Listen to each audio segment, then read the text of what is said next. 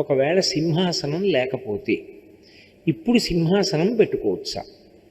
2, మీరు పరంపరాగతంగా వచ్చేటటువంటి కులదైవం ఎవరుంటారో వారు సింహాసనంలో ఉంటారు అని తరచుగా చెప్తూ వస్తున్నారు. ఒకవేళ అసలు అలా పరంపరాగతంగా వస్తున్నటువంటి కులదైవం ఎవరో తెలియకపోతే అప్పుడు ఏం చెయ్యాలి? ఆ భగవన్మూర్తుల్ని ఎలా ఏర్పాటు చేసుకోవాలి పూజాక్రమంలో?